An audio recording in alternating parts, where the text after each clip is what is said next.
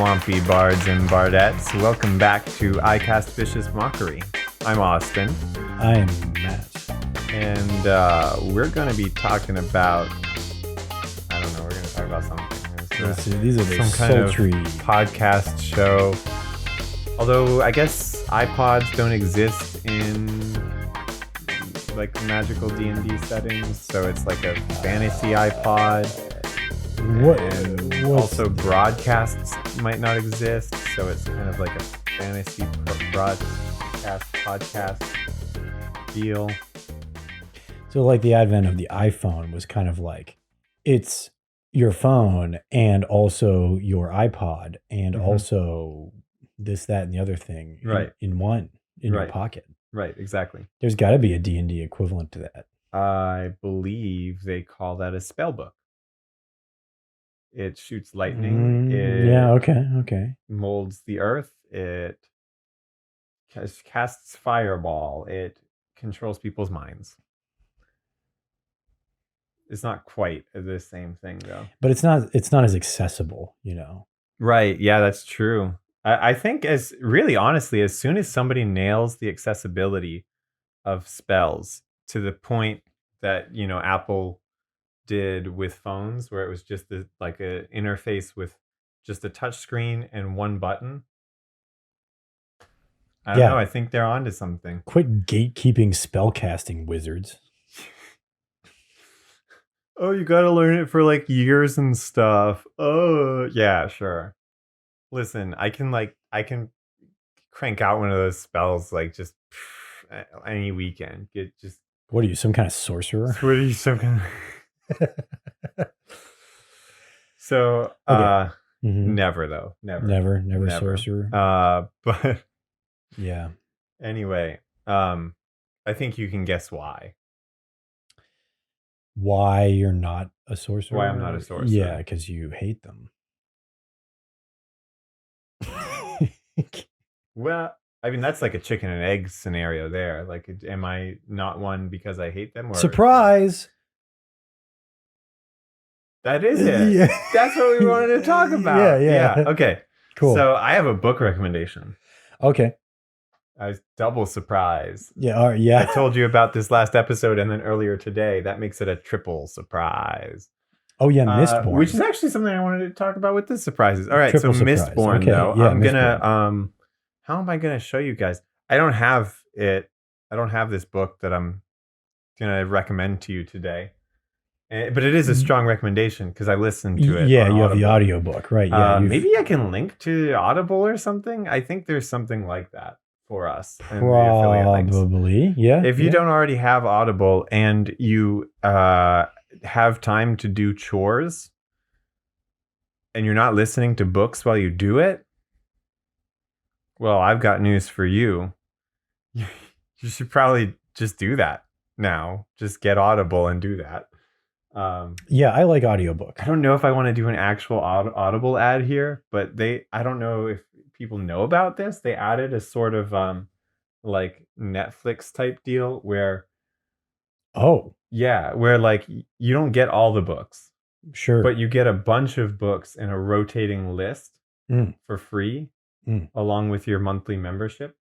Cool. There might even be a tier that's just that. I don't know. I don't pay attention to it too much. I just get a credit every month. I have 5 built up right now that I need to use. Yeah. But then when I use them, I listen to a book like Mistborn or Casino Royale was a good... Okay, this is turning into an actual Audible ad. I don't mean for it to. I just think it's a good idea to listen to books while you're doing chores. Yeah, I don't. I actually got rid of my Audible subscription a while ago because, you know, long story short, we had a list of books to read and I liked listening to them.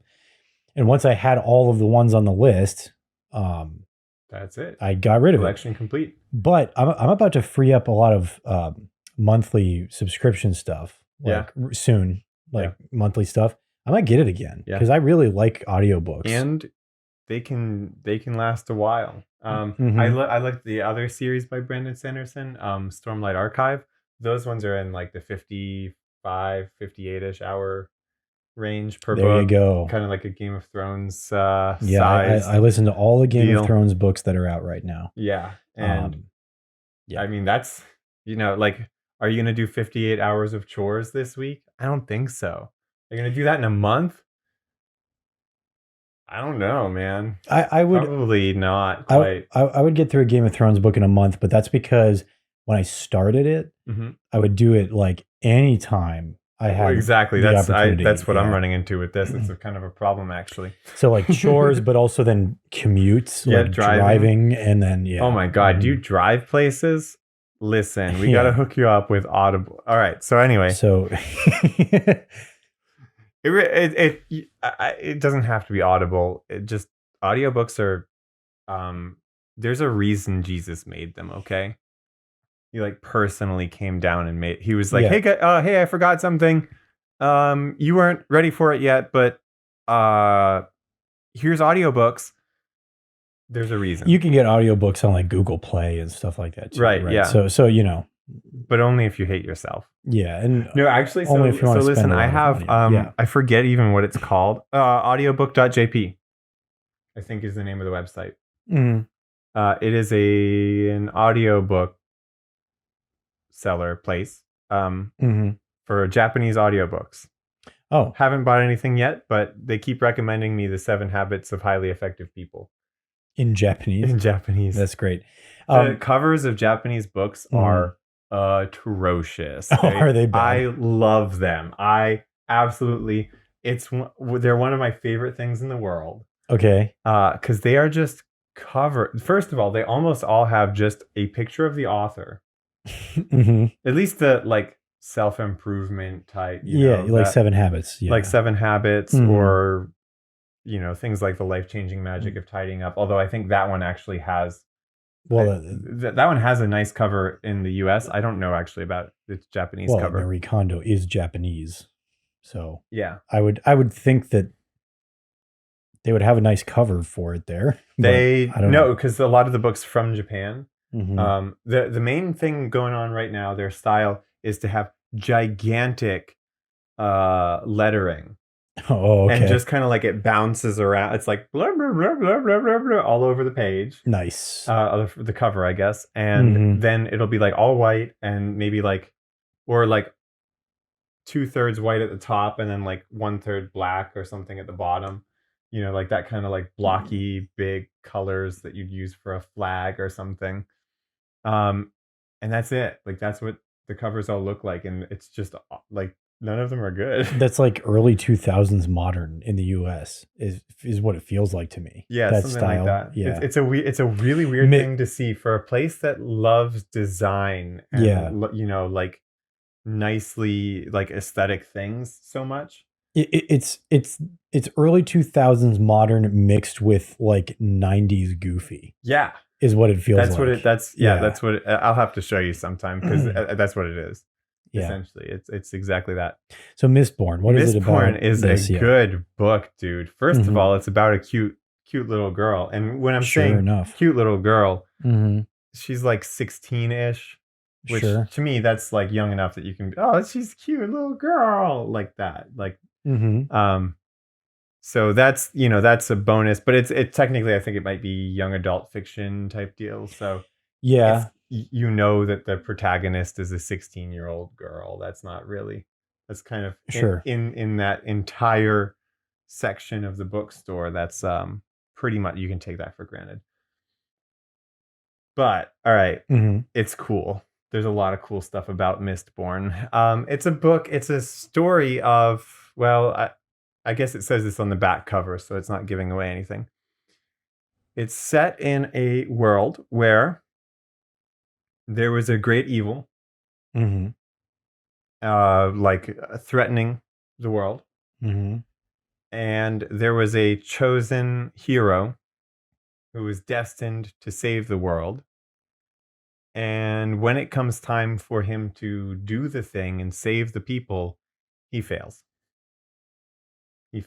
And that was 1,000 years ago. And that's the world now that they've been living in for the last millennium. Is what was the aftermath of that? And what are they going to do about it? The first book is called The Final Empire. That's what it's called. Because Mm-hmm. Since 1,000 years ago, the well, they only call him the Lord Ruler. The Lord Ruler has been ruling over the entire world, basically. Yeah. Mm-hmm. And he's been around for 1,000 years somehow. Just like, and nobody's been able to oppose him. Like nothing's been able to stop him. And he just rules with an iron fist. Things are not fair for a lot of people. But here's why I think it's really a cool book. Mm-hmm. It's a heist. Oh, That's the format of this book. It is a heist book. Ant-Man. And now listen, I am just like, I'm just taking this stuff from Brandon Sanderson himself, the author of it, whose lectures I've watched a little bit on YouTube. His lectures, he teaches at Brigham Young University. He teaches writing in addition to being a professional writer. He writes 8 hours a day and teaches as well somehow. He also wakes up at noon. Nice. And goes to bed at 4 every day, I believe, or 4, like 2 to 4-ish. That's just what he likes. That's what he prefers. He says, I didn't become a professional author so I could wake up at 8 a.m. Nice. Yeah. I got to say, Ocean's 11, one of my favorite movies. Mm-hmm. Heists are cool. Infinity War? Need I say more? All right. So that's the structure of this book. But he also is so good at making these little promises. Mm-hmm. And these little hints at like, oh, but what if this? What if that? And so what happens is this is still not too much of a spoiler or anything, because you'll feel it right away. As the reader, you're like, wow, this sounds like it's going to be a real cool heist. Awesome stuff. Hey, but the world's not that cool. Like, what if they could do, I don't know, something to fix that? Right? And there are little hints throughout the book that, like, yes, they're going to do this big heist, but maybe they're gonna go a little further than that. Okay. And that is awesome. He's so good at these little hints. And not just of that, but of everything. He makes promises and keeps his promises. Okay. And he does that just all over the place in his writing. Anything that, so I'm on the second book now. Mm-hmm. There are still a few promises that the first book has made that have not been completely resolved yet. There are 3 books. Mm-hmm. The second one resolved a lot of the ones that were left over from the first one, but it also made a couple that I know are going to be in the third one. So he's like, he knows what he's up to here. He's like, all right, I'm getting ready for this and this and this. So yeah, that sounds similar to like a George R.R. Martin thing. George R.R. Martin's really good at. He's really good at explaining how his world works without exposition. Yeah. You know what I mean? Yep. So, and he's really good. He's really good, I guess, at, like telling the reader things over and over again, but in such completely different ways that it doesn't even really feel like he's telling you the same thing again. That sounds familiar right now. Yes. Right. Which, so that's, I see why you're bringing that up. Right. I'm bringing it up because, like, one of the big things in A Song of Ice and Fire, no, I guess I won't talk about it because it's spoilers. Right. And because I was going to say something that happens in like the middle of the second book. But you know, if you've never seen Game of Thrones, you've probably heard of it or read it. Yeah, you've probably heard of it, and you probably know that people die. That's like the thing Yep. that it's known for. Like people that seem really important die. And the interesting thing is that the people who die, it's not because they were good or bad. It was because they made a mistake every time. Mm-hmm. And you can actually start to predict who's going to die if you just think about like what it is that they're doing. Right. Like the characters, like, okay, usually it's a mistake, like they did the right thing, Mm-hmm. but they did it they did it too openly. Mm-hmm. And so they made an enemy of somebody. Yeah. And now they're dead. That kind of thing. Anyway, it's really similar, I think. Authors are cool, man. They know how to write stuff. Yeah. So Mistborn has another thing that I like that isn't related to the rest of what I want to talk about in the show today, that I just thought I'd bring up right now. It does the overpowered protagonist right. Yeah, that's rare. Yeah. So the main character, this girl, is especially talented at what she does. Mm-hmm. And at the beginning of the book, she doesn't even know what it is, right? Like she doesn't know about this whole world of magical stuff and like all this cool, because she has lived an underprivileged life, and which will all make sense if you read it for like 20 seconds, you'll be like, oh, okay, I get it. And even in the second book, like she is she's like super, super talented at what she does. I don't want to give away too much about that, but she has so many struggles internally. And I think that Brandon Sanderson, I'm going to give you some kudos for this. He does a really good job of displaying that struggle that the characters feel. And you know what? Maybe this does tie in a little bit. He makes it feel like it's tied into the progress of the story as a whole. So, like, the character development of the protagonist sort of parallels the sort of forward progress of the story itself. Forward or backward. It sometimes backslides a little bit here and there, or things like that if it needs to. In the first book, I'm going to say I don't think it backslides too much. There are times when it does. And it's especially with the internal stuff, the struggles that like, because who's tried to better themselves before? It's not easy. Nah, never. And sometimes characters in books just have it way too easy. But no, it, like in this case, he gets it right, and does a pretty great job of that, at least in my opinion. I think it's really good. The other thing, though, is that he does a really good job of saying, this is the end goal. Here's how we're making progress. So that way you keep reading.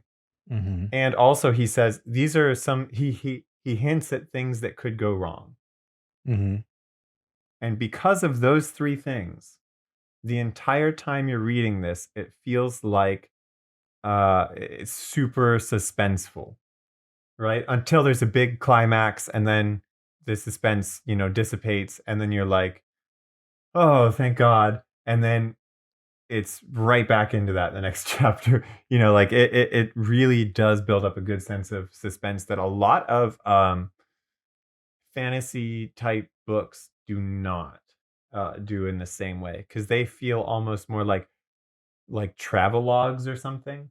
Yeah. In parts, like I remember parts of Aragon where he didn't really feel like he had to be anywhere specific at a specific time, and he was just flying with his dragon, and he learned some magic, and that was cool, and he felt good, and things were nice, but there was no sort of tension or like desperate need for forward progress. Or like if something like tragic or crazy happened, it would feel sort of out of left field. Oh, and it wouldn't be satisfying in any way for that reason. Yeah. So in this case, he hints like, oh, but this could go wrong, or this could go, and then yeah, things go wrong. Things go real wrong in certain parts. But you know, people were prepared for some of it or things like that, and ooh, it's cool.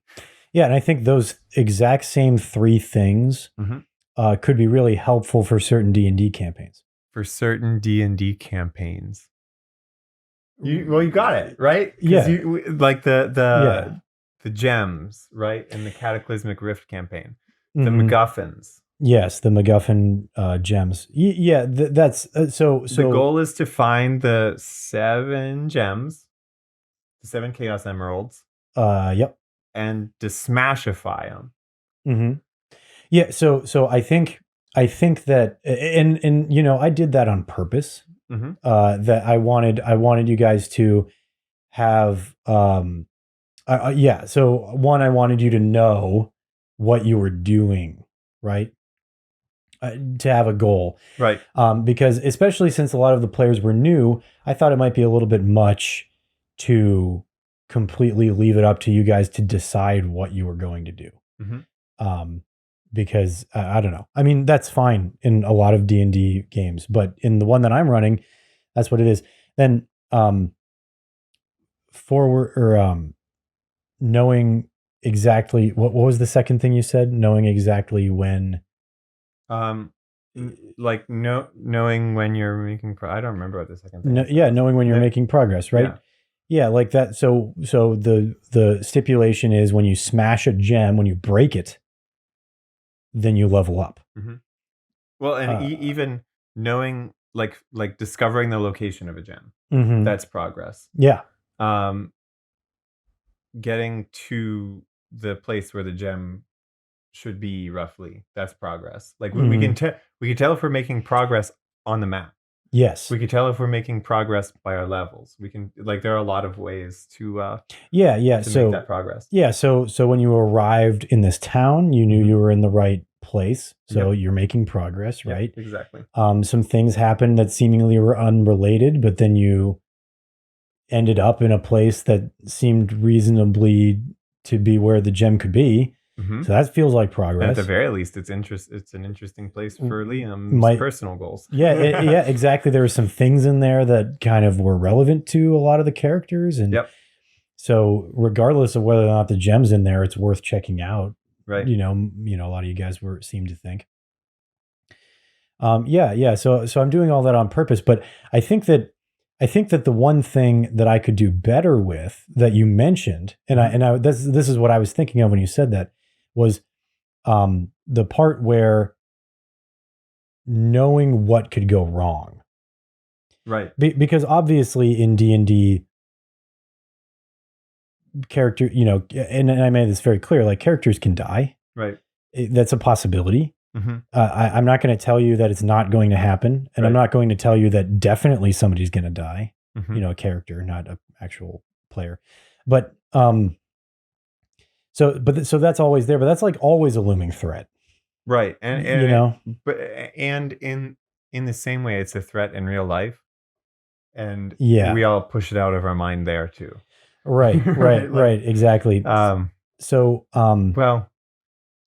and when I say we all, I mean in a very general sense. Yeah, like humans. Yeah, humans do that. Yeah. I try not to, but anyway, it doesn't matter right now. Right. You know, we can talk about what death means to us some other time, I think. Yeah, maybe later today. We'll see. Maybe. So I think I've started to do a little bit more with that, but that's one thing where I can still learn a lot about how to create tension and successfully either successfully resolve it, whether it's uh, with whatever emotion, relief, joy, happiness, but also potentially anger, frustration. Maybe not anger and frustration. You probably don't want to feel those too much, but even like sadness and stuff like that is good in a game like D&D sometimes if that's what you want. Or like joy, like it worked out, it was great and it was a lot of fun. So, yeah, I'm excited for Saturday's session. Surprise! I stole your bit. There it is. So yeah. Yeah, surprise. Now, what I've said so far definitely ties into surprises too. Right. That's another thing that I like about Mistborn, and the second book in the series. So, well, I guess it's the Mistborn series. But so far, there's a lot of like Deus Ex Machina moments. Okay. Except they're not. Like in another story, in a less skillfully set up story, they would absolutely be that you'd be like, what? You can just like, what?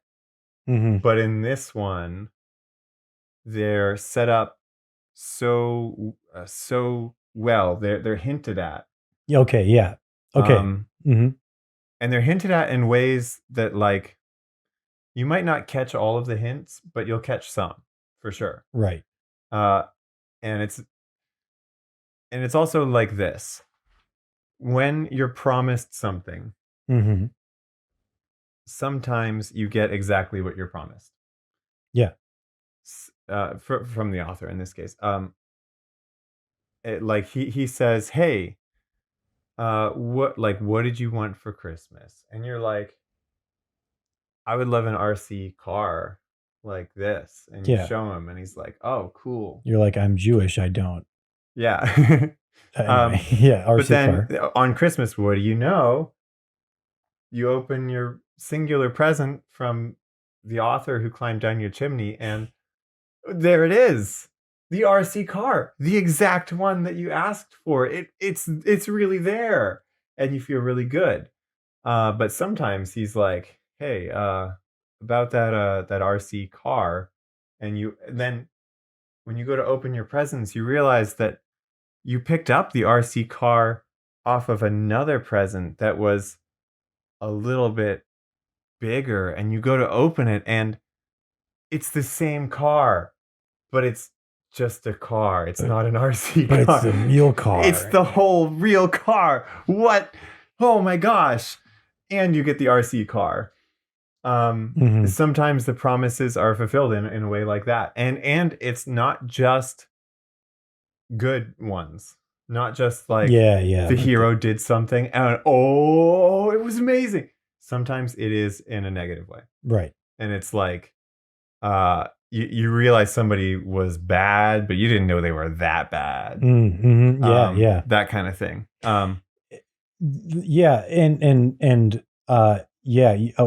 What you said about the surprises, the one big thing that I wanted to get out there with this is that surprises really only work if they're hinted at.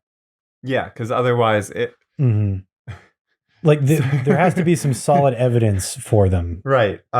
Yeah. Because technically you could make up anything you want, and that would be, but like you could also like if it's arbitrary and you could just make up whatever you feel like, you could also just say, oh, and the bad guy is good now.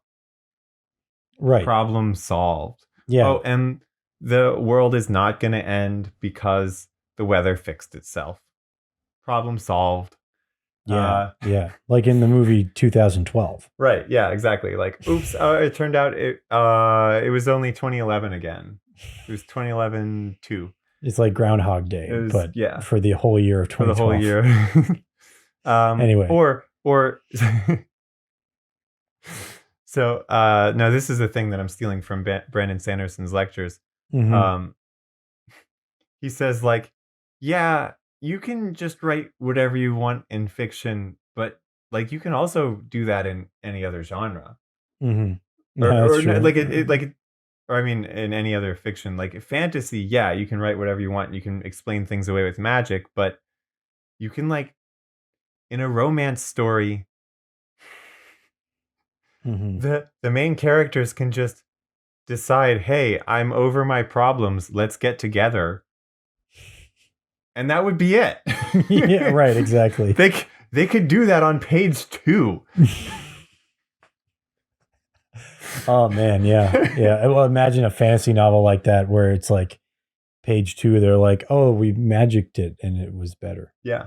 Dude, I'm gonna have another book recommendation coming in maybe even next episode. Wow. We'll see if I'm done with it by then.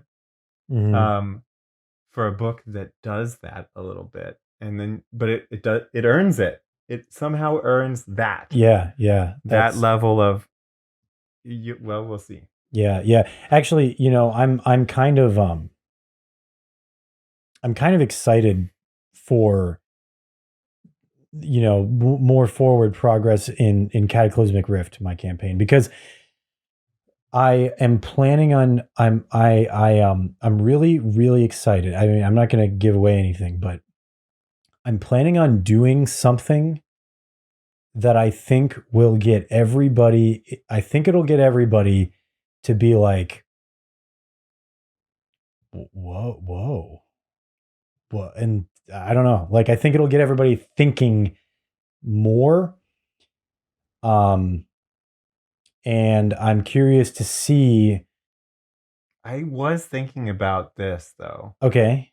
Are Liam and Ember like physically compatible?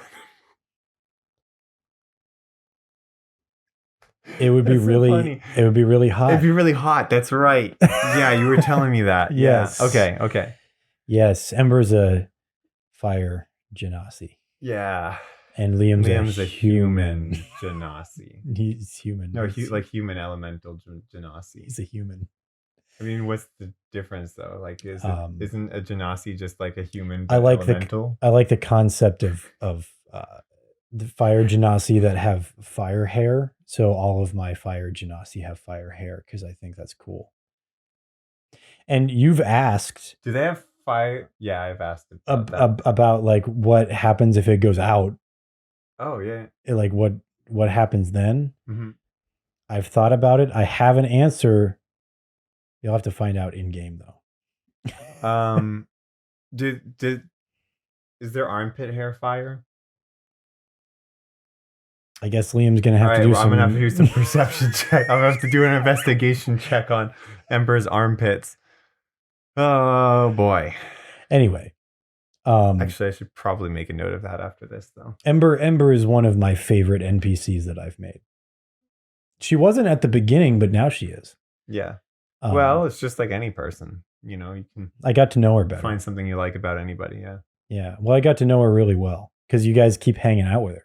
Yeah. Because everybody else, like Forrest, really likes her, I think. Mm-hmm. And Jen's character keeps asking her if she wants to come with you guys on stuff. Yeah. Which I think is hilarious and fun. A lot of people advise against having DM controlled player characters, but and it's like you would think in a campaign as large as ours, that would be an even worse idea. But actually, I think it works better in a larger campaign because I don't know. I feel like they're a sounding board for ideas and things like that. Like, okay, yeah, because they theoretically know stuff about the world. I mean, all the characters do, but using the DM PC as somebody to like bounce things off of, I think it just seems to get the party thinking in a way. It's more neutral, right? Like it's not like we're going over with one character's idea over another. We're just like seeing what's going to work and testing it off of a neutral arbitrator. Yeah, well, it depends on the DM too, because I've heard stories of people being like, "Yeah, the DM, excuse me, had a character, and he just like gave himself like really cool weapons and armor, and then just was the best. Just played and Yeah. was better than the other Right, characters. right. Yeah, Like, yeah. that's And I think dumb. that's probably why people advise against it. Well, the other thing is too, I think a lot of DMs are too precious with their DM PCs, and they won't let Okay. them get hurt, Mm. and they won't let them lose or make any mistakes. Ember can die. Ember makes a lot of mistakes. She's just terrible at But rolling. but she's not I wouldn't consider her a DMPC. And I try to actually keep her out of everything that you guys do unless a character asks her Exactly. something. Yeah, it's really the party asking her to help. Right. And it's also not like she represents you in the game. No, not at all. Like she's not even the only DM PC, quote unquote. She's made the same way as a player character. Yes. Yes. I have a lot of those, which I thought would be a fun idea. I'm glad you like that idea, by the way. Yeah. Because although I did. Well, you've watched Matt Colville. Maybe it doesn't matter right now. We'll talk about it maybe another time. Okay. Anyway, keep going. I have watched all of his videos, but it's been a while, Yeah. actually. So I'm not sure I know what you mean, but so anyway, surprise. What we were talking about surprises. Yeah.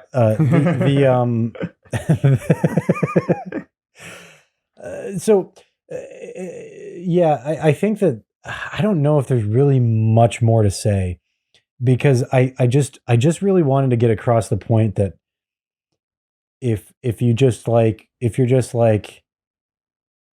well, okay, so there are sometimes instances where non sequitur surprises are actually the best thing to do. Okay, let's talk about when that could be. Well, first of all, meeting a new character. Hey, I did that one to you today. Yeah, it was the first thing we did in the session. Right, was you met Shella, the hot, but she's a freshman. No, she's a freshman. Yeah, the hot freshman. That's what we got. No, but that was a great example of a surprise that's technically out of nowhere. For your character, it wasn't, but for you, it was. I was like, oh, because I mean, when you're playing D&D, you're starting in the middle of the story. You're not starting at the beginning. So some things are surprises to the player that are not surprises to the characters. Yeah. So that's true. Which is great. And it's it just builds things out more. Right. Too. Yeah. Yeah. NPCs are always a surprise, because you're going to meet somebody at any given time, right? Yep. Or if you so they're not always a surprise though. Oh, that's true. Because you could be told about this,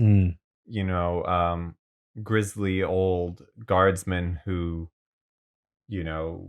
teaches people how to fight. Fought off an owl bear and with stuff like that. Yeah. One hand. Yeah. Yeah. And then eventually you meet him, and it turns out he's way tougher than they said. He's like, people are like, yeah, I heard he could fight like a bear, and he just fights 4 bears on the regular. He spars with bears in his backyard for fun. He invites them over, he gives them some food and stuff, and he's like, all right, come on, who's up? And they're like, I don't know about today, man. Yeah, man. I'm a little sore from last time. My ankle's kind of. Yeah. I'm a bear, so it's a big ankle. I think I don't know if I have ankles or not. Cracked ribs. Thanks for the honey, though. Yeah. So, or it could be. Well, there's a good way to use surprises, right? So even when you're meeting somebody who's set up a little bit, there could be conflicting information about this person. Oh, he's a sweetheart, and oh, he hates everyone. And you can hear that about the same person. And then when you get to them, you're like, oh, but which one is it? And you can think about who's a more reliable source of information and what. but then you might find out it's not who you expected. Yeah. Right? Like somebody who had bad information all this time, they might actually know the truth about this person. So that kind of thing's fun. Or even it could be like they're both right. Yeah. And they just like put up a front. Yep. You know, like they're nice to. Yep. I mean, that's definitely a thing, right? Oh yeah. Oh yeah. There's plenty of people like that. Yeah. Yeah. So another kind of surprise that I think is good as a non sequitur is if things are kind of like dragging out and nothing is really happening, you know, like maybe there's like a goal or something, but everybody's sort of there's some sort of standstill going on. Start an earthquake. Yeah, just do something. Literally shake it up. Yeah, literally just do something. Yeah. Like a dragon appears. Like, whoa. And then like you can come up with a reason. Explain it later. Yeah, exactly. Come up with a reason later. Just be like, and go brass dragon. Yeah. Man. Well, in that case though, as a DM, it's helpful to have something in your pocket that you've been hinting at. Yes. And be like, that's true. All right, I guess now it's time for that one. And then just pull it out. You know, I'm going to say this now because I wanted to bring it up to everybody, and we'll know if everybody listens to the podcast if I say it here and forget later. But I want everybody.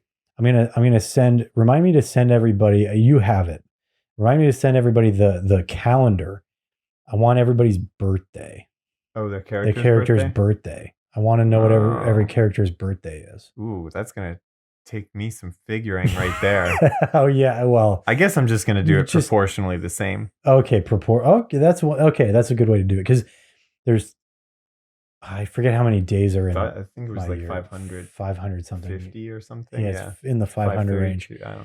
And there are 16 months, I think. I don't remember. I actually don't know if I have the count.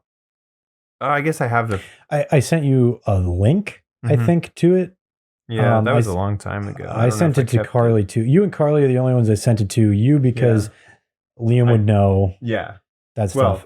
Well, I was keeping track of it, but I lost track way too much. I couldn't keep up. Oh, I'm keeping track of it. Yeah, I know what day it is in the. I'm gonna have to look, but I am keeping track on the calendar of the days.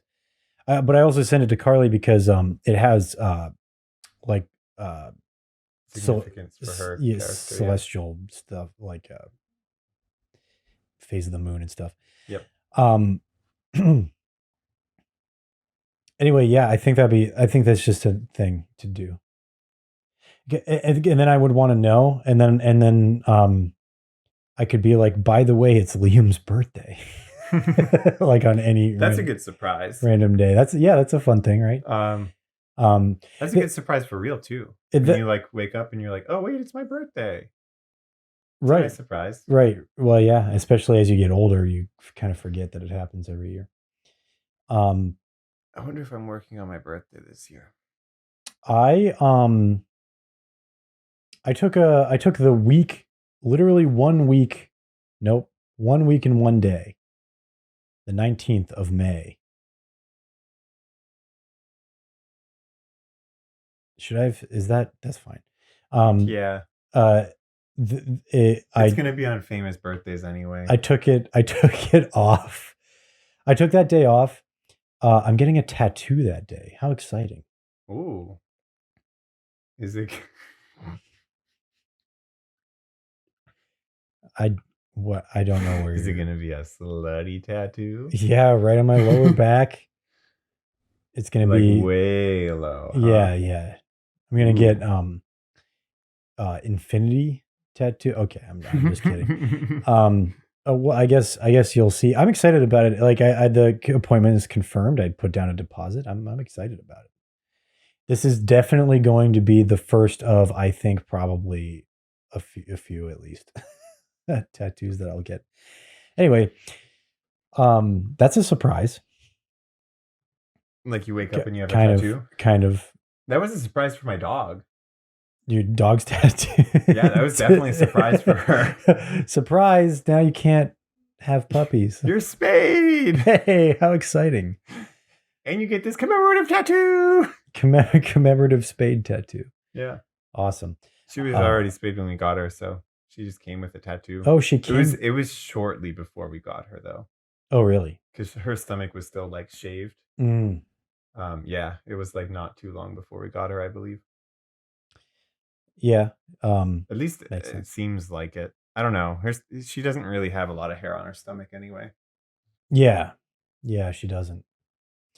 Baskets is good. Good one. She's a dog, so that puts her somewhere. No, well, she is good overall. Well, she's really excited to see me. She's extremely excited to see Matt. Every time I come here. She loves this podcast. Yeah. This is her favorite part of the week. Yeah, it's when I come over. Yeah.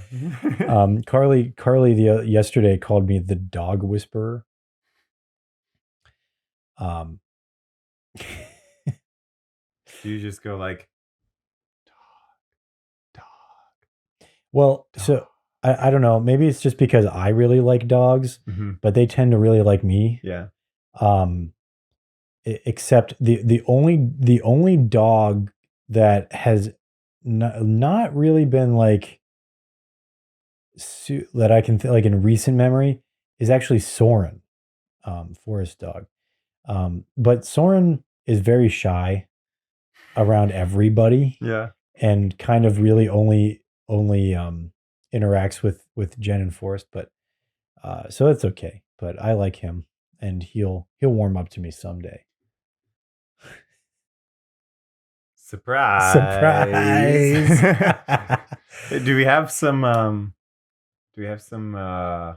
homebrew? We sure do. Okay, so I think we have this episode. That's gonna be our new segue from now on. That's a perfect segue. Surprise! Yeah. Hey, surprise! Surprise! Like, just one next thing. It's perfect. Okay. I love it. Okay, so I can do 2 of mine this episode, and then I can do 2 more next episode. But let me tell you, I have some seriously good homebrew from Reddit on the back burner. Okay, can we do 1 and 1? Okay, sure. One of yours, one of the real ones. One of the real one. Okay. Well, it's not. Well, all right. It's not homemade. It's like real. It's like on the internet. What are you okay. It's real. It's real. Like somebody like made it. Not like you made it. I'm not saying you're not a person. I'm just saying like. You know. Okay, I talked about these. I talked about this. Yes, I did. Okay. Oh man. Okay, so I did all of the ones on page 2. So now I'll have to go to the ones on page 1.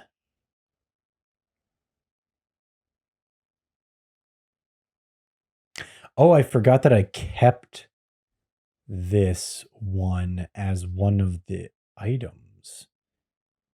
I actually forgot that this was one of the items. Oh, okay, that's the big one. Okay, so this is a thing. Okay, so this one I'm probably still going to fine tune a little bit more. I don't think this one's done, but what I have so far, you have a +1 bonus to attack rolls with spell attacks. Oh. Okay. Okay, so it's like some sort of arcane focus. Okay. And once per long rest, you can choose to make anyone cry. You can choose. You can choose whether they cry tears of joy or sadness. Okay, go ahead. You can choose. That's just my idea. To cast 1 spell that has a casting time of 1 action as a bonus action instead. Whoa! Yeah. So you can be like, lightning bolt. Yeah. Yeah. It just will. I mean, pretty much it'll let you cast 2 spells in 1 turn. So there's once per day, which is still. I mean, it's pretty good. Yeah. Right. And 'Cause that's like I can only cast like 2 spells per day. yeah. I think I get 5, 6 level 1 and 2 spells. So now. it doesn't say this on the item, but I'm going to. Otherwise, I think this would kind of be useless. Wait, will it let you cast any spell as a bonus action? No, only if it has a casting time of one action. Dang. Yes. That is why I worded it that way. What did you have in mind? I'm just curious. I don't know. I was gonna come up with something. Oh, okay. I was just gonna. I'll figure something out. I Okay. mean, at the very least, you could give it to your cleric and be like, "Hey, use couple of healies. Yeah, the one that takes 10 minutes and heals everybody, whatever that one is. Prayer of healing. Yeah. So when it's awakened, you have +2 bonus to attack rolls with spell attacks. Okay. And then twice per long rest, you can cast a spell. That's fine. With one action as a bonus action. And And your movement speed increases by 5 feet. Okay. And then Exalted, it gives you a +3 bonus, and you can do the well, actually, it is worded differently. 3 times per long rest, you can cast 2 spells using 1 action, which means you then could also cast another spell as a bonus action. Even if you had the chance. So now you've turned into a barbarian wizard. I know. That's now I recognize how absurdly incredibly strong that is. So I don't know if it'll stay like that. But it does use all of your spell slots at once. So after you're out of your spell slots, you're still out of spell slots. I don't know if there's, like that's true. Like there are like you can't get into 2 fights in the same day then. Right? So like that strength is really big until you can't use it. It could turn into one of those strategies like in a video game where you can kind of cheese your way through some of the easier like enemies, and then when you get to the harder ones, it turns out that cheesy strategy just doesn't work. And also you don't have the equipment, practice. You don't have you don't have any of the stuff that you need to be able to fight them normally, and so now you're just stuck. And a lot of people that's what gets a lot of people to give up on a lot of games. Yep. Too. Yeah. Oh, and your movement speed increases by 10. Your movement's greeting. Your movement's greeting improves by 10. Okay. So that's, I almost said the name of it. That's that. We'll leave that there. Okay. So let's pull this up. Let's see what I got here. Okay. Man, I don't even remember where I left off. Yes, the sacred oath of getting blackout drunk and wandering into a church. How could I forget? Okay, so here we go. This item comes to us by Catalus. We've had Catalus. We have had Catalus. They have a distinctive style when they make their things on Reddit here, but this is a bag of puppies. Okay. Bag of puppies. Now, when I hear bag of puppies, the obvious thought is a bag full of puppies. But then my mind is like, well, what other ways could we take that? Okay. For instance, is it a bag made out of puppies? Okay. That's the only other way that I came up with, though. Okay, well, so is it a bag full of puppies or a bag made out of puppies or both? It is a bag full of puppies, but not made of puppies. But not made of puppies. It's a puppy paradise, in fact. Oh. The bag contains an extra dimensional space that can comfortably house 1,000 puppies.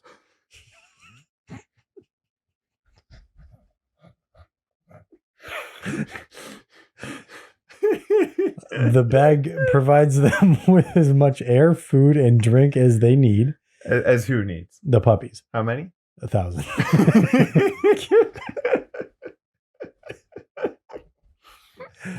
It's basically Neverland for puppies because it also keeps them puppies for as long as they're in there. Mm-hmm. So they never get older. When found, the bag of puppies will typically hold about 1,000 puppies. So it's basically always going to be at maximum capacity. Yep. The bag of puppies is indestructible, by the way. Can the puppies be destroyed when you take them out? Well, okay. Are they just normal puppies?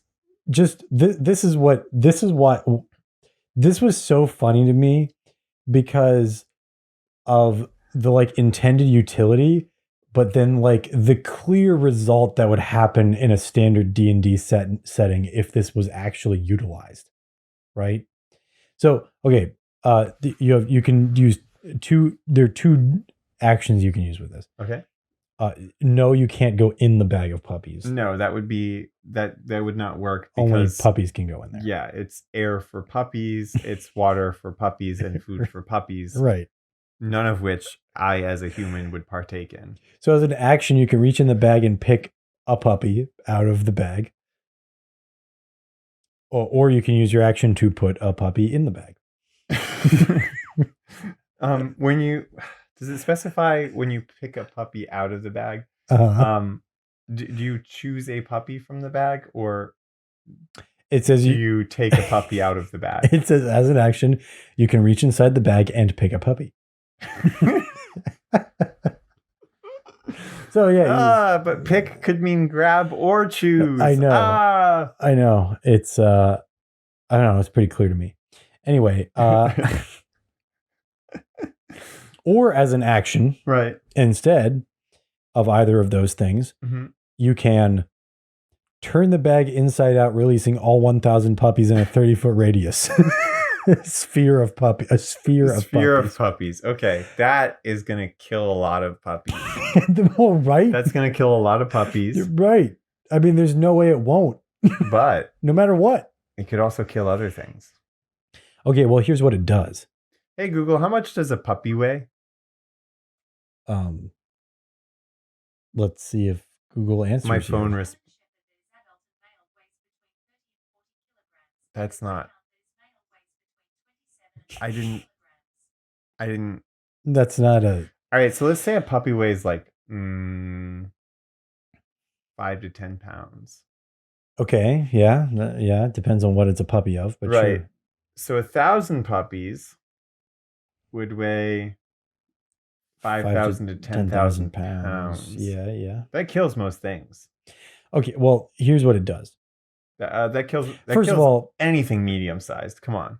You try to fit 1,000 puppies in a 30-foot radius sphere. Mm-hmm. That's some crushed, condensed puppy. Yeah. Yeah, it turns into a puppy snowball.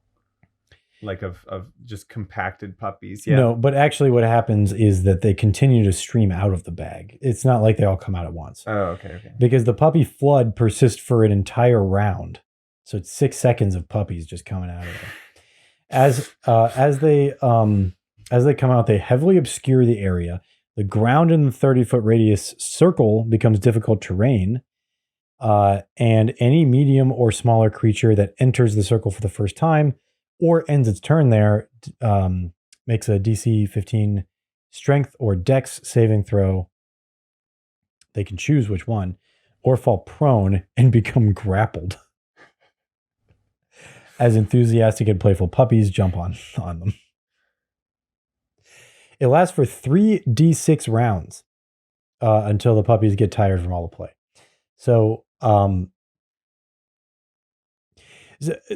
wait, 3d6. Wow. Is how long they're grappled. Wow. I think. I know that minimum of 3 rounds, you're out of commission. And maximum of 18 rounds. 18 rounds. That's a lot. That's what are enough the chances, for anybody to die, but right. So it's just I don't know, man. It's just I could not possibly put this in a setting that's like any type of realistic. Mm-hmm. Because like, yeah, all the puppies will be dead if you did that. All of them would be dead. Like, obviously, if you give that to a player character, they're gonna use it at some point. Yep. And if they use it, like what if you're like fighting what if the battle is happening underwater? Yeah, I wonder what they would cause instead of difficult terrain. I don't think you would open it underwater. But you could. Yeah, you could, but why would you? I don't know, people do sick twisted stuff all the time. You see, I mean, yeah. the thing that gets me about this is, as I have already mentioned today at least once, I love dogs. Mm-hmm. I hate this idea because It's so good though. well, there's nothing about this. There's no ending to using this item that results in all of the puppies being okay. It's indestructible. I was gonna say, like, if you slash the bag open, does it do the puppy flood? But no, it doesn't. No, it's indestructible. It's The bag is indestructible. indestructible. You see, and I I think think that's the point. The point is you just need to be patient and take the dogs out one at a time. like you can't puppy flood it. No, no, it's a way for your players to learn how to take Show their time restraint. and show restraint. Yeah. So, you take 1,000 rounds. Yes. And you just take them all out one at a time. What would you like to do for this round of combat? I would like to may I please pick one puppy from the bag. I had my eyes on a special little puppy in there. Oh, it wasn't this one. Maybe next round. Maybe next round. Oh God, he's doing. Eventually, the bad guy's gonna see you pulling these puppies out and just be like, "Hey, are you taking out puppies while we're trying to fight right now?" Maybe the BBEG is a dog person. Well, that's what I was gonna say. Eventually, they're gonna be like, "Hey, listen, I like dogs. Can I see that bag of dogs that you have? Mm-hmm. You have a bag of tiny pup. How many puppies are in there?" 1,000. I don't know. I had trouble counting them all, but last I checked, I think it was 1,000 puppies. That would get me. If I ever turned evil, Mhm. that's all somebody would have to do. Bring a Yep. dog. Yeah, I was walking around my apartment yesterday. Yes, that was yesterday. And somebody walked by with a little Shiba. Oh, man. Did you steal it? I thought about it. The conversation went something like this. I said, "Can I pet him?" She was like, "Yes, of course." I pet him for like a couple of seconds. He was so excited to see me and to be pet by somebody. He loved it. And then I said, "He is so cute." And then she said, "Yeah, and he really knows it." And he seemed like a prima donna kind of dog. He definitely seemed like he's like, "Yeah, I'm cute. I know it." Which I hate people like that, I think. But dogs like that are pretty great.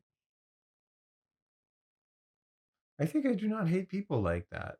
I don't hate them, but I don't prefer people like that. I guess it depends on how they do it. Because I'm not talking about like children. That's another thing entirely. Yeah. Well, because you know that they're setting themselves up for a crisis later when they are no longer small enough to be cute and they know it. You're right. Well, some like adults try to pull that kind of stuff too. Yeah.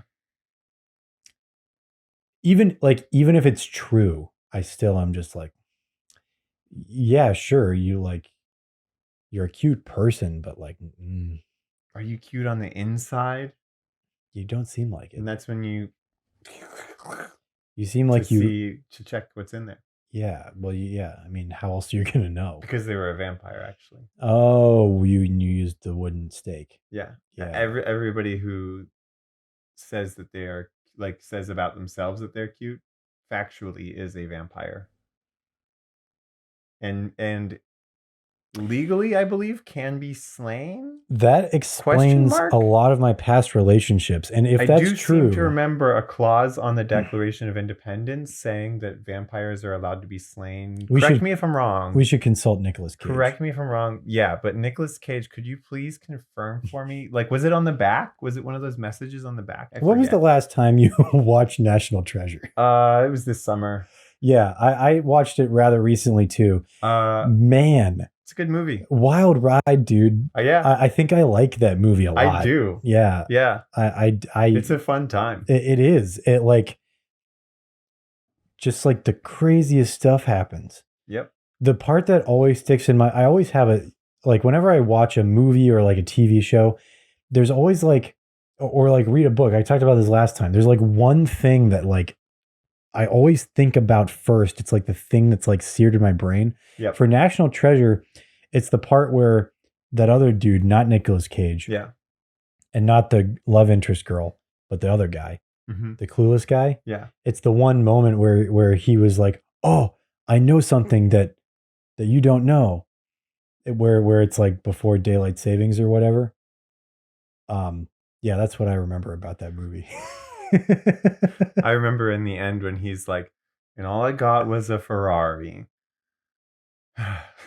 Oh yeah, yeah. Well, did he have a mansion too? No, that was Nicolas Cage's mansion. Oh, but so he only got a Ferrari, he was like a measly 1% or whatever. But I think that was like a joke, saying that he had so much money from that 1% of what they found that he just like went and bought a Ferrari as his regular car now. Right. And he has like also a mansion and stuff too, probably. Sure. Rewatching it, I was pondering about that. Oh, but Nicolas Cage ended up with the girl too. Yeah. So she probably also got 1%. That is what happened. Yeah. Yeah. So now they both got it. So they have 2%. Yeah. Together. And that's a big boost. That's 100% boost. Yeah. That's maybe that was his play the whole time. Maybe Nicolas Cage really doesn't care about that girl, but like was like, I'm gonna get her 1% too. Surprise. Wait, there was a sequel to that movie though, right? Yeah. And I think they were gonna make a third one, but it got canceled. Sure. Of course. Or whatever Hollywood things you know how that always happens with movies. Right. Well, but yeah, there is a second one, the Book of Secrets. And I always forget that it was made by Disney. He kidnaps the president. Is that what happens in that one? Yep, that's how they up the ante. Cool. He kidnaps the president live on broadcast TV. Cool. When did that movie come out? I don't remember. It was Obama, wasn't it? It must have been Barack Obama. Well, the president in the movie was a generic person. Right. It wasn't actually the... Yeah, but if he had kidnapped the actual president at the time that the movie came out, it would have been Barack Obama. Right? Hey, Google, if he kidnapped the actual president at the time the movie came... Why is it my phone responding? Is this interrupting the video? I worry about that. I don't know. I mean, it's still up there. I don't know. I'm pretty concerned about what Google just heard there. Well, we'll never find out. So here's a business thing. Okay. Business. So originally when we set out to make this podcast, okay, my kind of thoughts were, hey, let's maybe make the episodes between 50 minutes and like an hour and 10 minutes in length. Okay. Right? Mm-hmm. What do you feel about the length of, because the last episode before this one was the longest one ever. Was it really? And it didn't really feel like you wouldn't know it yet because you said that you haven't gotten to see it, but I trimmed it down a lot. Oh, did you? Yeah, I made a lot of edits on that last one, which I haven't done for a while. No, in fact, since like the first episode. Yeah, the first or second episode. Yeah. There was a lot of that last episode where it was me like looking at a phone being like, What the? Yeah. tap, tap, tap. Yeah, like, so I what? cut out 15 minutes of that, roughly. And it was still like an hour and 20 minutes? Yeah, hour and 30. Oh, and 30 Plus. minutes. Wow. Yeah. Huh. Amazing. But I think it was an hour and 31 minutes, roughly. Which means we went almost 2 hours then. Huh. Yes, we did. The length, I think we agreed at the beginning. Like, yeah, 50 to hour 10, that was about where we wanted it to be. Oh, okay. So then this surprise is going to feel pretty earned then.